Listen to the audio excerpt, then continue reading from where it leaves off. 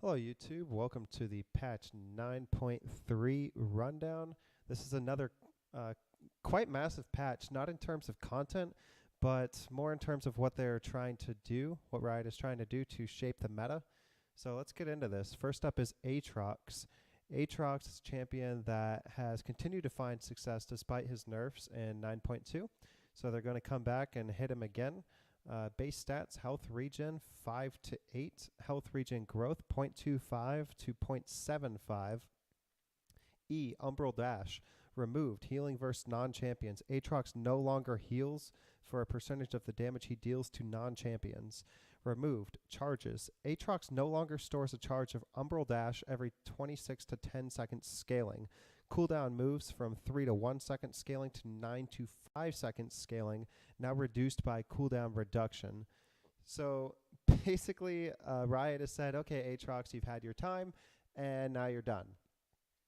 Giving him this cooldown back and allowing it to be affected by cooldown reduction does not make up for the fact that he used to be able to dash and used to be able to store this dash. Giving him health regen and health regen growth does not make up for this percentage of healing versus non-champions.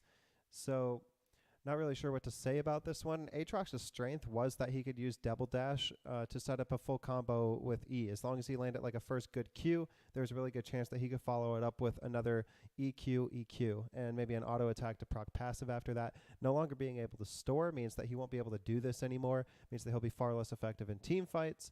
As far as the split pusher goes, he'll still be okay because of the base MS on his ultimate, but ultimately he's not going to become a lane bully anymore. Champions have a huge window to fight back against him now. This is really brutal. 9 seconds at rank 1, not storing a charge. This basically means that he can attempt a combo every 9 seconds with an E.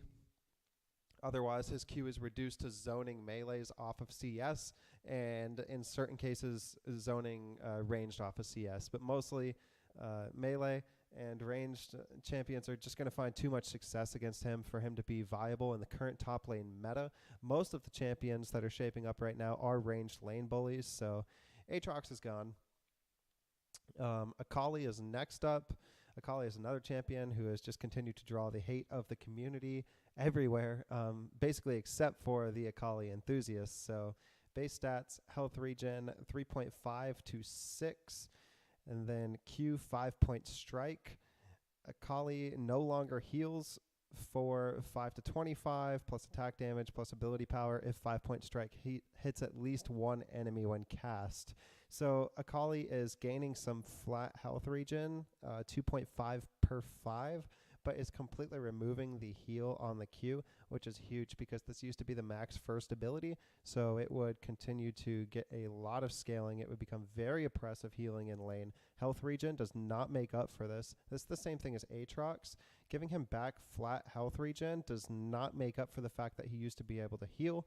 Akali is getting the same treatment. Health regen does not make up for this healing. So Akali is much more susceptible to poke inside of lane and has to really think about how she's going to trade inside of the lane because she can't just trade haphazard and sustain back up anymore, especially against champions in the mid lane where she used to be able to win the lane through war of attrition, not necessarily damage early, and not necessarily having access to her ultimate pre-6, but it was mostly the fact that she could take a trade and end up winning the lane anyways because enemy laner would have to pop potions, and she, in addition to potions, also has this Q, which is now gone. W, Twilight Shroud, removed. Stealth from turrets. Twilight Shroud no longer prevents turrets from revealing Akali. Cooldown 21 to 11 seconds scaling to 21 to 13 seconds scaling. So this essentially is removing half of the true sight or true stealth mechanic that she as a champion possessed. Being able to constantly drop a W under your turret and poke you down is one of the most frustrating things in the entire world to play against, and this is now removing it from the game. Cooldown late is up 2 seconds as well. Cooldown at rank 1 unaffected. So this 2 seconds in the late game, I mean, this is basically going to be a level 18. This is going to be a level 17. So pre-16, You're looking at a 17-second cooldown versus 16-second cooldown, and this is basically negligible, especially since she can continue to increase the duration of Shroud. So as long as she needs it, it can be there for a fight. This is absolutely unnecessary, though. Moving 11 seconds to 13 seconds, absolutely unnecessary as a champion. This cooldown is not the reason that she was completely busted as a champion. It was the fact that she could bully lane and win anyways through Q, and the fact that she could do all the bullshit that she does under turrets. So this is now gone, so Akali is gone. Camille. E no longer stuns minions or monsters. E hookshot removed. Non-champion stun. Hookshot no longer stuns minions and monsters. So I guess Riot is tired of Camille being a jungler.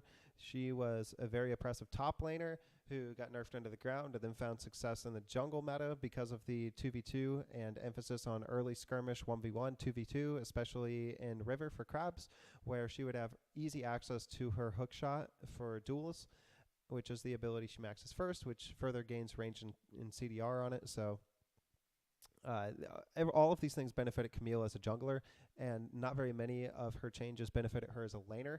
However, this is a serious impact to her in the jungle. She doesn't have the best sustain. She does rely on the machete to get some of the lifesteal back from the monsters, but not being able to stun monsters anymore means that her clear is going to result in her taking significantly more damage, which could inadvertently affect her ability to gank afterwards. I would like to see this change paired with like a base health regen buff or something even slight like that, because this type of change nerfs jungle Camille pretty hard. Especially her damage to buff, she's definitely going to be taking more auto attacks from those types of camps. And like without getting anything back from that, it just feels like Riot has killed her as a top laner, and now Riot's killing her as a jungler. So this is kind of unfortunate that she doesn't get any compensatory buffs for this. Cassiopeia. So Cassiopeia was nerfed last patch, and so apparently it wasn't enough. So they're coming back and they're touching up on her a little bit more. Q, Noxious Blast, base damage 75 to 255 scaling to 75 to 215 scaling. So losing 40 damage at rank 5. So this is your level 9, and it is the ability that Cassiopeia is maxing first these days. She's no longer maxing E. So pre-6, you're looking at this 165 versus a 145. So 20 base damage is actually really, really big. The ratio is going from 0.8 ability power to 0.9 ability power. So what I think this results in, is that this is actually a late game buff to Cassiopeia. She's a champion who can amass ability power relatively easily. And I don't know. It feels like 0.1 ability power to me. She would have to get She would have to get 400 ability power to make up for this loss in damage, but I don't think that that's out of the realm of possibility for a Cassiopeia to do, especially since she gets the extra item slot because of her passive. But that's talking like ultra late game. So ultra late game, this is definitely a buff, but anything before that, this is definitely a slight nerf. Not very much, though. Miasma costs 70 mana at all ranks to 70 to 110 mana scaling. Damage per second down 20 at max rank. Max damage 300 to 200 at max rank. So the mana cost on Miasma is not what is causing Cassiopeia to be oppressive or valuable right now. Miasma isn't an ability that you're casting for the damage, which is another thing that Riot touched on last patch. I like the direction in terms of removing overall damage from the game and perhaps looking to scale back on champions who have a little bit too much base built into their kits. Like this type of a change, I really like to see this. Personally, I'm a fan of scaling inside of the game, and Cassiopeia is known as one of the better scalers in the game. I like these types of changes. I'm okay with this type of a change. I don't think that this really affects her at all. She's taking a very mana-hungry build, or a very mana-replenishing build right now. So I don't think that this change is going to affect her basically at all. And as a mid laner, she's really getting blue buff anyways at certain moments and times inside the game. So I don't feel as if this change is really going to affect anything. I think that Cassiopeia is still here. I don't think that she's necessarily as blind pickable as she maybe once was, but I think that she still scales essentially the way that she has been. So I don't really see a big problem with Cassiopeia. If anything, I consider her now more balanced, but I definitely don't consider her out of the meta at all. And Irelia is up next. Irelia, these changes are really, really weird to Irelia. So I've already read through this patch, and I'm not sure exactly what to make of this. So base stats, health growth 85 to 95, and armor 34 to 36. So she's getting a little bit more tanky, 10 HP per level, which equates into a ruby crystal in the late game. And then 2 more base armor, which is going to allow her to trade a little bit more effectively inside of the lane and ignore some of the minion aggro. Passive, Ionian Fervor. No longer grants bonus on hit damage, and instead grants attack speed. Stat cap 4 to 5. So at the max stack effect, she's no longer gaining the 16 to 68 plus bonus attack damage on hit damage. She's now gaining 40, 50, and 60% attack speed at levels 1, 7, and 13. So this is just a really weird change overall. It's reducing her on hit damage, but increasing her attack speed. And I think this could go hand in hand with the rumors of an Impend and Conqueror removal or Conqueror rework or Fervor restoration, because a lot of the problems with Conqueror right now rely on the champions who can really abuse it. And Irelia has definitely been one of the big abusers of Conqueror. She definitely has a lot of mixed damage and a lot of options within her kit. So giving her attack speed and then maybe removing Conqueror from the game, though, definitely hurts her a lot. However, if they're going to restore Fervor to the game and its previous state, and then giving her this attack speed, I think that it ends up being pretty good for her eventually. So I'm not exactly sure what to think of it. Right now, we still have Conqueror in the game in 9.3. So I think that overall this is a hit to her style. Turning her into an auto attack champion doesn't benefit her kit, and it doesn't benefit the way that she wants to be with targets. Like right now, she's being played as a hypermobility bruiser, a hypermobility diver, that type of thing. Giving her attack speed but removing damage means that she'll have to stick on targets longer to deal the same amount of damage. Because she has increased attack speed, she'll be able to do this, but because she has increased attack speed and decreased damage overall, with the state of itemization in the game, I don't think that Irelia is going to favor an on-hit type of build, so I don't think that her build is going to change. And items like Sterax and items like Triforce would rather have damage rather than attack speed.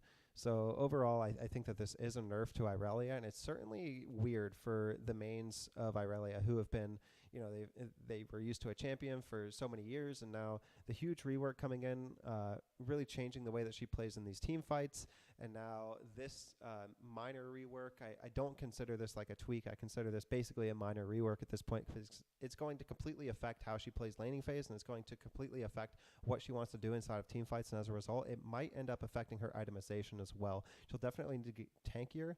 She'll definitely need to get tankier in order to have the same amount of success in fights, because she will no longer be able to quote-unquote blow up a target. She'll now have to deal sustained damage to them, and as a result, she might end up just being a frontline duelist. So Q, Blade Surge, bonus damage to minions, slightly buffed, 45 to 105, scaling to 55 to 135. I like this. I think that the change to Q last patch was really, really brutal, and I think that these numbers were way too low to afford her the ability to still scale within the lane. So this is really, really nice. Q is probably still going to be your first max ability. Getting an extra 30 damage on it at rank 5 is going to feel pretty good. W, Defiant Dance, damage reduction, 40% reduced physical and magic damage, down to 50% reduced physical damage, 0% reduced magic damage. So they're increasing the physical damage reduction by 10%, but completely removing the magic damage reduction. And this kind of feeds back into what I was just saying about Irelia perhaps finding a new identity within team fights, and her maybe being just a frontline tank or a frontline tank duelist, rather than a diver or anything like that, because I think that this reduced damage thing, I mean, it's going to afford her a little bit of protection from AD carries who are traditionally hitting a front line within a team fight, and in a traditional front-to-back team fight, they're hitting a front line, which Irelia can become now. And AP carries are mostly looking for a blow-up on the back line. They're not targeting the front line entirely too much in a traditional front-to-back team fight. So this reduced magic damage reduction, it just seems like a role to push her into a frontline tank damage dealer, which is weird as an identity because the last patch removed her bonus damage to shields, which would traditionally be found on tanks. So right now it feels like she doesn't have an identity, and maybe with the removal of Conqueror and maybe with the removal of Fervor, she'll once again find success somewhere within the team fight. For now, I would say the compensatory buffs that they've given her actually hurt her more than they help her. So overall, this champion is pretty much garbage right now. Okay, and that seems pretty much it for the big changes into the marksman items. So crit ADCs, the crit items were supposed to come out originally in 9.2, and we have received a lot of updates, behind the scenes, and a lot of rumors and iterations of crit item changes and things that Riot was thinking from a design and balance perspective before this finally happened. It ended up getting pushed from 9.2 to 9.3 because a lot of people weren't happy with the proposals that they had made. So this is the final proposal here, 9.3, and this is going to be the live changes. So Cloak of Agility, welcome back. 800 gold, critical strike chance 20%. Updated Infinity Edge, total cost 3,400 gold unchanged. Build path, BF sword, pickaxe, Cloak of Agility, 425 gold. So this feels a lot like old Infinity Edge, and this is really, really nice. New Infinity Edge had quite a sad build path. Being able to sit on 2 of these items was nice, but then having to cough up an additional 1,200 gold was really, really weird for recalls sometimes. BF Sword, Pickaxe, and Cloak of Agility is going to feel much better. 425 is such a small amount as well. So attack damage 70 to 80. Critical strike chance 25%. Removed. Critical chance doubler. No longer doubles critical strike chance. Crit damage increased. Now increases critical strike damage by 25%. Removed. True damage conversion. No longer converts 10% of critical strike damage to true damage. So Infinity Edge is now finding an identity back in what it used to be in terms of a critical strike amplifier and not just a true damage item, whereas this now becomes better against squishy targets and less effective versus tanky targets. And I think that that's the direction that this push was intended to be. Crit ADCs have been in a sad spot for a little while now, and a lot of that has had to do with the fact that tanks in the game have really decreased. And the reasons for that are numerous, but basically with tanks on the decline in game states, crit ADCs are really affected by this, especially with what is now old Infinity Edge, what used to be new Infinity Edge, because they're not getting a lot of usage out of the true damage. True damage is definitely more effective against tanks, and that's what crit ADCs were sort of built to do. So this is nice. This sort of returns crit ADCs back to their old state. Molten Edge, attack damage up 10, and inherits the rest of these changes above. Okay, so that's fine. Ornn right now is in a kind of sorry state. People can't seem to figure out how to play him top, and he's moved to support as a result. But this doesn't benefit him because to get his items or the free upgrades for his teammates, he has to start hitting level 13. And supports oftentimes, if they're hitting those types of levels within the game, especially a support like Ornn, the game is pretty much decided or close to being over at that point, and chances are one of his items aren't going to affect anything. So Ornn's in a kind of sorry state right now. So this doesn't really mean anything. Updated Essence Reaver. Total cost 3,000 gold to 3,200 gold. Build path is now Pickaxe plus Caulfield's plus Cloak of Agility plus 425 gold. This is okay. So we're not going to get Sapphire Crystal within the Essence Reaver anymore, and then BF Sword is being replaced for Pickaxe. Cloak of Agility is inserted. 425 gold is still a super low combined cost, so that feels pretty good. Attack damage, 75 down to 60, so a 15 attack damage reduction. That's pretty big. Cooldown reduction, still 20% unchanged. Critical strike chance, back to 25%. No longer grants 300 mana. Basic attacks now refund 1.5% missing mana, up from the original 1%. Not like this 0.5% missing mana means anything. I'm not sure why Riot adjusted this number. Maybe just to make it more gold efficient or something. Removed Essence Flare. So Essence Flare is gone, and it's going to be moved to the next item, Spear of Sojin, and we'll talk about that in a minute. But basically, Essence Reaver is essentially back. It is no longer an extremely niche item. It's no longer going to be the end-all be-all for Jax, the end-all be-all for Fiora, champions like that who can hyper abuse it, and it's now going to come back into an ADC role. Certain champions that you have to look at whenever you talk about ADC and crit itemization changes are Tryndamere and Yasuo.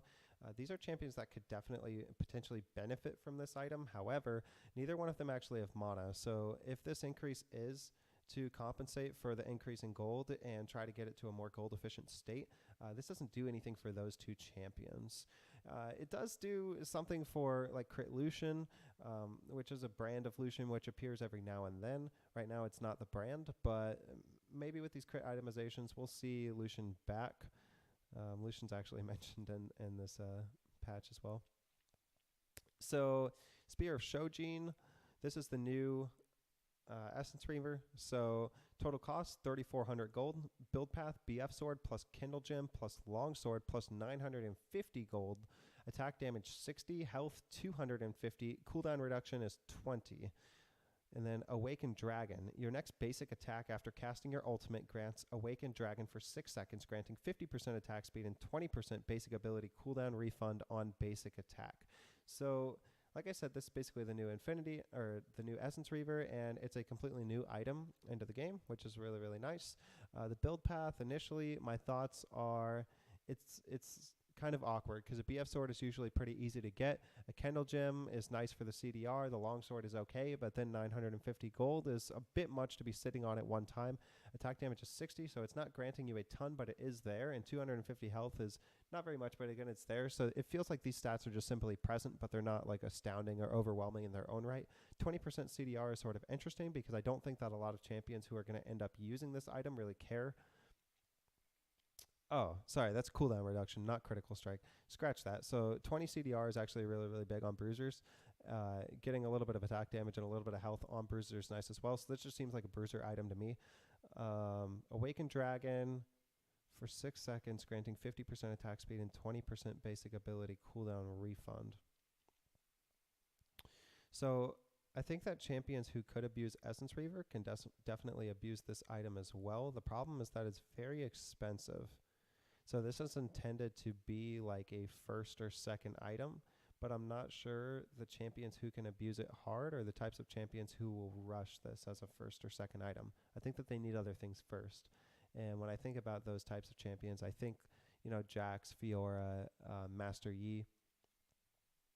So 3,400 gold, like Jax and Fiora are both looking to probably get a Trinity first, or Fiora maybe looking to get like a Ravenous Hydra in certain matchups. Master Yi, I don't know.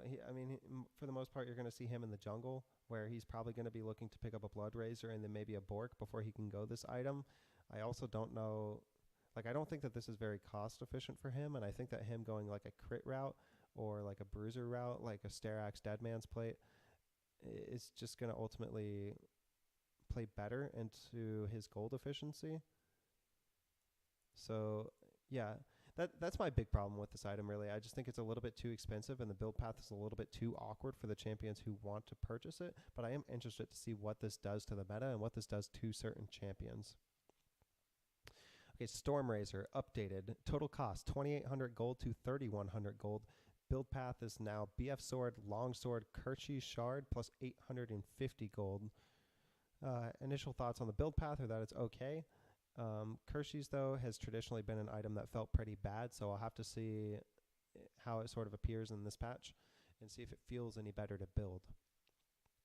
Attack damage down 60 to 55, not the end of the world. Attack speed 35% to 25%.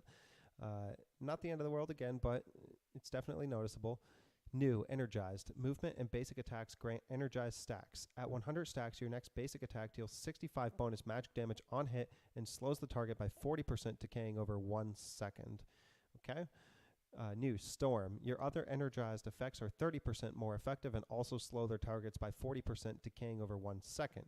Remove, Storm's Edge. No longer causes your next basic attack to critically strike for 140 to 200% and grant bonus move speed. So this is now an item that is probably not rushable. So Draven is very sad about this, and certain other champions are relatively sad about this as well. Draven is the number one that comes to mind. This is now an item that you build to support other items that you build. So it's no longer a rush. It's now maybe a third or a fourth item, but the cost is too high to really support that type of an expenditure. If I'm looking at a third or a fourth item, and I'm not counting boots in that, so I'm really looking for a fourth or a fifth item, at that point I'm probably thinking Guardian Angel more than I'm thinking Stormrazor, but certain ADCs might find a use for this. Most especially, my predictions would probably be like Caitlyn, Tristana, Twitch, and any other ADCs that find themselves using Static Shiv or Rapid Fire Cannon. Maybe Jhin is in there somewhere. Because basically, this item is intended to buff the other energized items. Now, it deals a little bit of bonus magic damage on hit, and it slows the target by 40%, decaying over 1 second. So that's not the end of the world in terms of slows. It feels pretty fair. You can play against that. Your other energized effects are 30% more effective and also slow their targets. So I think what this boils down to is that champions who synergize naturally with Rapid Fire Cannon can make use to this effect. It's 30% more effective, which does increase the attack range on Rapid Fire Cannon. And then I think that champions that can make use of Static Shiv can also make this item extremely effective because it will bounce, and the Static Shiv bounce also slows targets. So I think that like a traditional ADC, crit ADC build is now looking something like maybe a Static Shiv first item for wave clear, and then maybe like an Infinity Edge. I don't know, Phantom Dancer, Stormrazor. Like that's sort of like my initial thought that would get you up to 100%. So maybe something like that. Like it's going to be very difficult to work. This is my impression. It's going to be very difficult to work Stormrazor into a build. Like it's going to be strong for the champions who can take advantage of it, but you're basically not going to be able to get Rapid Fire Cannon and Static Shiv and Stormrazor in the same like build, because then you're sacrificing too much. Like you're sacrificing new Phantom Dancer, you're sacrificing potentially Runons. So we'll have to see about that. Update it. Phantom Dancer. The total cost 2,700 to 2,600 gold. Build path is now Dagger plus Brawler's Gloves plus Zeal plus 700 gold.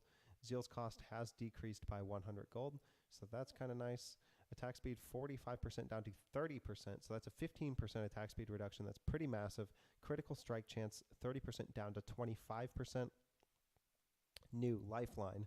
If you would take damage that would reduce your health below 30%, gain a shield that absorbs up to 240 to 600. Scaling starts at level 9, ends at level 18. Damage for 2 seconds with a 90-second cooldown.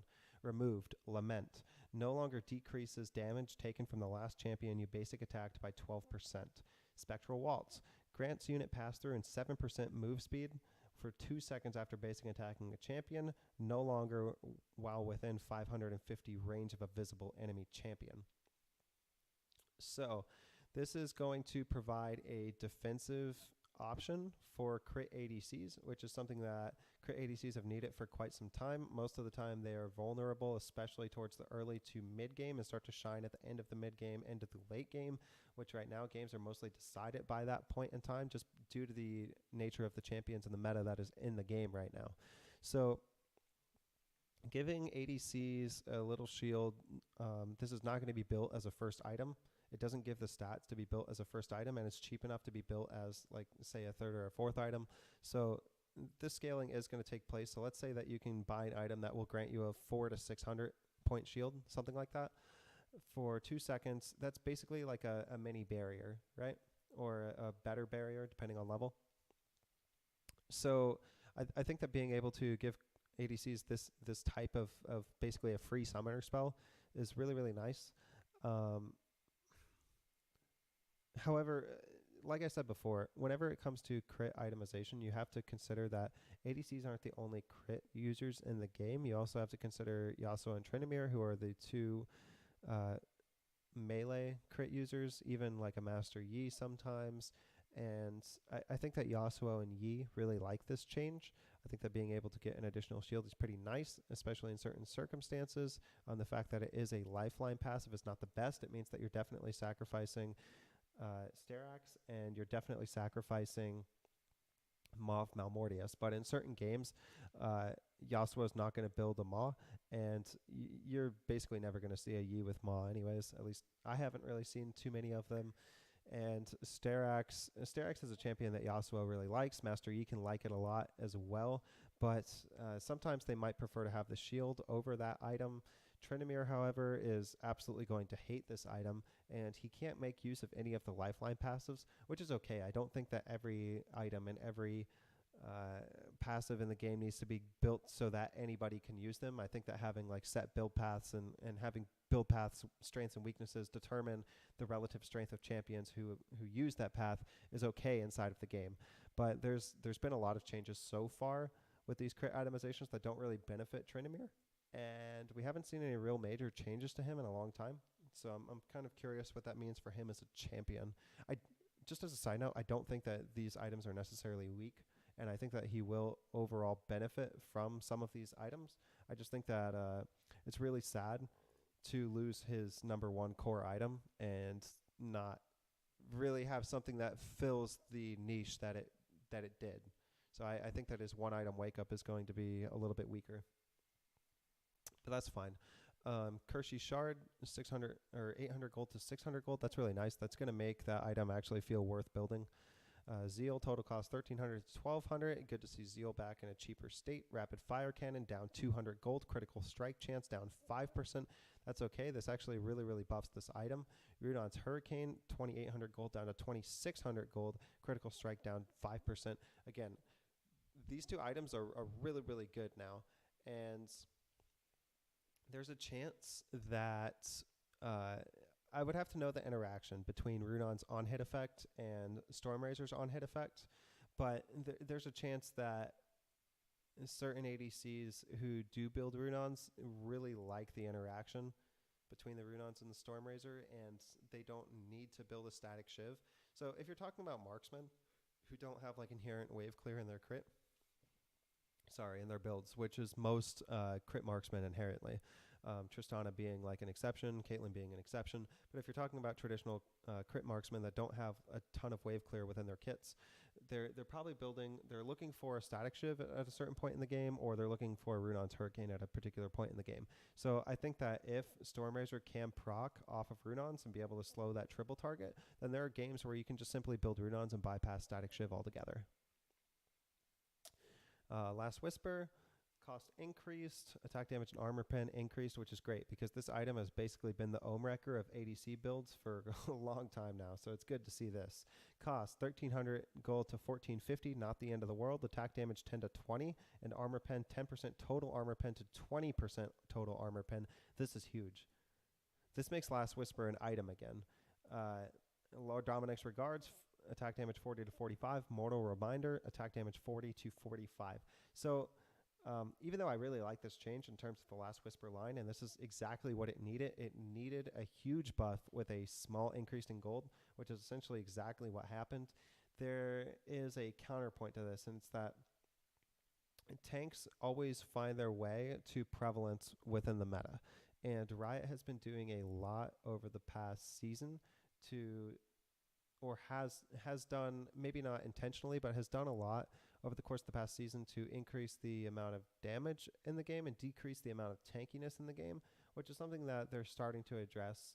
And these types of changes, while they're really good for the users of these items, they're not very good for tanks. And that incentivizes people to play tanks or build tanky even less, because even more of their stats are being essentially removed. So there is a counterpoint to this, Last Whisper was an item that desperately needed attention, but just inherently buffing armor pen is going to decrease the amount of armor in the game because it becomes less cost efficient if people can just buy an item that mitigates 20% and it only costs less than 1,500 gold, It costs less than a mage item component, and it gives 20% pen. which you're not going to see out of anything in AP. So you're going to see probably less armor in the game as a result of this change. Okay, simple buffs and nerfs. So Lissandra, Q cost increased late, E damage decreased late. So Q Ice Shard, 60 to 72 mana to 60 to 80 mana. This is basically negligible. Building a single mana item within the game is basically enough to make it so that you never care about this. This is just weird. My only thought on this is that maybe they were just trying to make the cost scale a little bit more linearly or bring it into line with some of the other numbers within the game, because you typically don't see, 63, 66, 69, 72. These are just weird numbers. So my thought, instead of just increasing it by 3, maybe they're just increasing it by 5 for their own math or purposes. This doesn't hurt Lissandra at all, though. And then E Glacial Path, damage 70 to 250 to 70 to 210. That's not a big deal. Lissandra isn't maxing E, so the fact that the rank 1 damage is unchanged it literally doesn't affect her. Glacial Path's endpoint now shows through terrain, fog of war, and brush to enemies within 600 range of it. This is okay. So let's talk about Lissandra. Lissandra is getting nerfed in ways that don't matter. And typically, whenever this happens, just historically within League of Legends, it is because a champion is oppressive and Riot cannot quite figure out why they are oppressive, or they don't want to acknowledge what makes them oppressive and don't want to hit that quality specifically, because it would remove the champion from the game. Now, there have been a couple champions this game that have been removed from the game, or a couple champions this patch that have been removed from the game. That is probably because of their consistent dominating presence within the past several patches, almost the past dozen for some of them. So Riot doesn't typically like just killing off champions. But the thing about Lissandra is that you cannot touch what makes her oppressive, because what makes her oppressive are her numbers, and they are her base stats, because Lissandra only exists when other champions allow her to. And what I mean by that is, if mid lane had good champions, then Lissandra doesn't get played. And you see Lissandra always come back as a safety pick. I remember watching pro play, 3 years ago, 4 years ago, and Lissandra would come out as a safety pick within top and mid in games where they simply wanted to hold down other champions, or as a response to a champion that couldn't do anything against Lissandra. So Lissandra isn't a champion that can ever initiate a shift in the meta herself. She always just comes as a result of other things in the meta being in the current state that they are. So I don't think that these types of changes are very healthy for her, and I don't think that these types of changes are very healthy for the game. Like I said, this is probably just a math correction, but this is kind of sad. Her E isn't part of what makes her oppressive. Her damage isn't part of what makes her oppressive. It's sort of the lack of agency that other mid laners have on the game.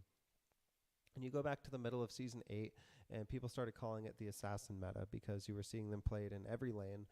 Talon top was really big, and Talon anywhere was actually really big. And you saw all these squishy champions that could have this hyper mobility and delete everyone. And we lived in a time like that. And to an extent, there's still a lot of damage, and there's still a lot of damage dealers in the game. But Lissandra isn't one of them. So saying there's too much damage in the game, so we're going to shave it off of champions that don't need it. This was not a champion that needed a reduction in damage, because her damage isn't what makes her oppressive. It's the way that she can respond to champions when other champions are not good enough to combat her. And that's something that you can't touch. That's just a part of her kit. So unless her kit is changed, she will always be good when other champions are bad. Okay, moving on. Scion. So Scion Q, decimating smash, minimum damage 30 to 110 down to 20 to 100, so losing 10 on every rank there. Full charge damage 90 to 330 down to 60 to 300. This is pretty big. So it cuts 10 of the minimum damage off at every rank, and it cuts 30 of the damage off from the full charge at every rank. I'm not exactly sure how this impacts his timing within the game state, but I wonder if this has something to do with minion HP, and if it can be linked somehow. Because we've seen those types of things before, where champions have had to get like compensatory like 1 or 2 attack damage buffs, and it was something to the effect of they couldn't actually clear a minion wave, or they had to gain like 0.05 on a ratio. I think Fizz got one of those like a season or two ago because his E like couldn't clear a minion wave at a particular point in time when he had a certain amount of AP. So they had to give him a little bit more of a ratio so that he would get over that damage threshold. I wonder if it has something to do with a damage threshold. W Soul Furnace, cooldown 11 seconds at all ranks to 15 to 11 seconds at all ranks. This is a pretty massive nerf to Scion. So he's now getting his max rank cooldown, last. So he's losing 4 seconds at rank 1, which is huge inside of the lane because W isn't the ability that he's maxing first. Scion is maxing Q first, and then in particular lanes or particular builds of Scion, they're going to be maxing E first, but W is never going to be that choice. And I'm not sure if they're maxing W second, but even if they are, like, this is big. You're not going to end up getting this until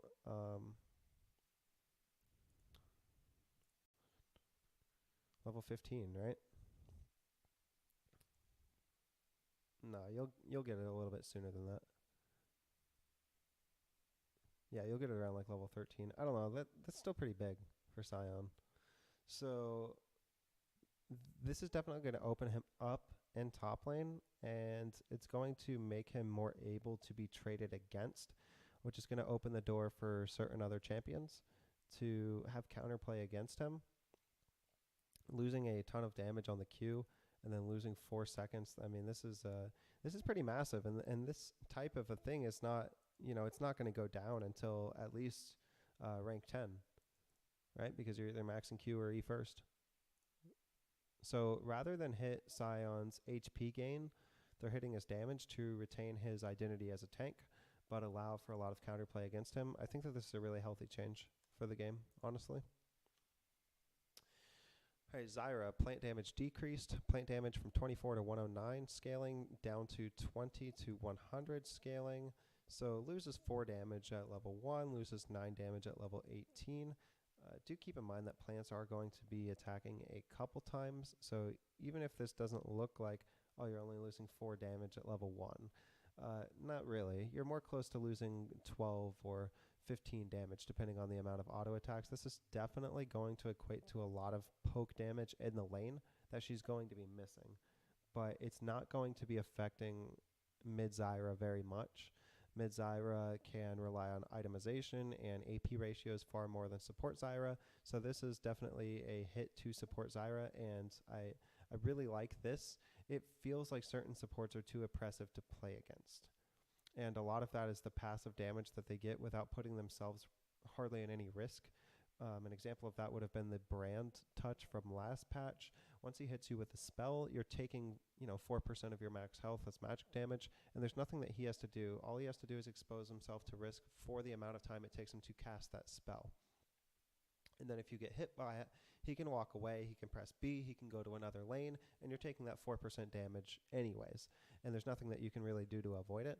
So they hit it down to 3% last patch, which is nice because it removes some of his passive damage. This is going to remove some of Zyra's passive damage. I like to see these types of changes within the game. I don't like seeing passive damage that is just absurd and can basically win a lane on its own.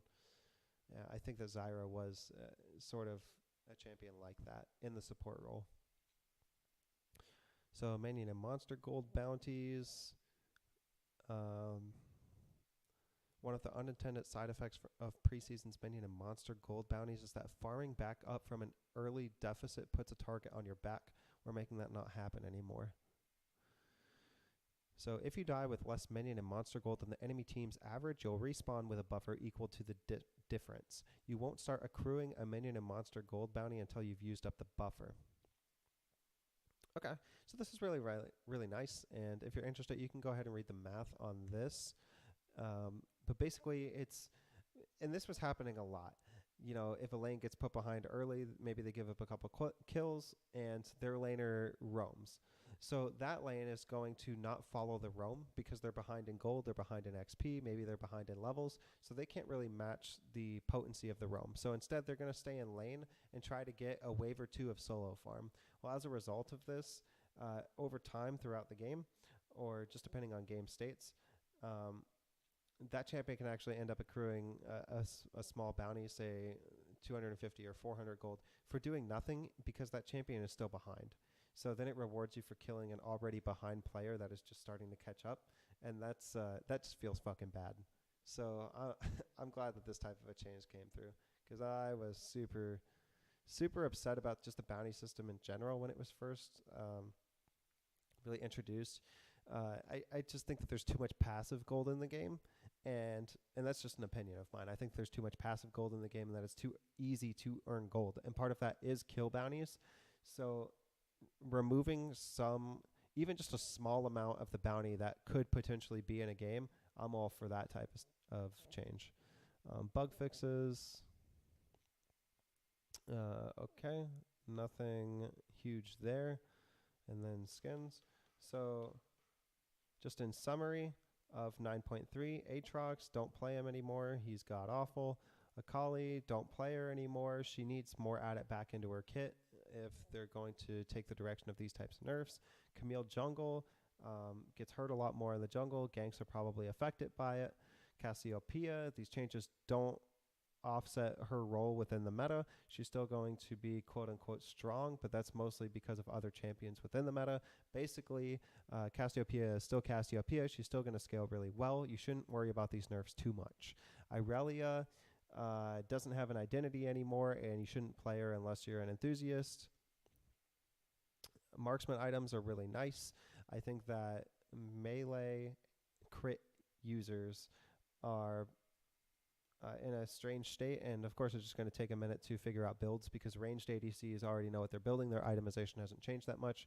Melee crit users are probably going to experience a dip in win rate while they experiment with these items and try to figure out what's ideal. On just a side note, I think that Hecarim really hates these changes, and I know that Hecarim was finding success, and even in high diamond level ELO, where he was taking like a strange crit based like AD assassin build, and this type of a change removes that from the game. Playing Hecarim has basically been a meme for some time now, so that's just going to increase to the value of that.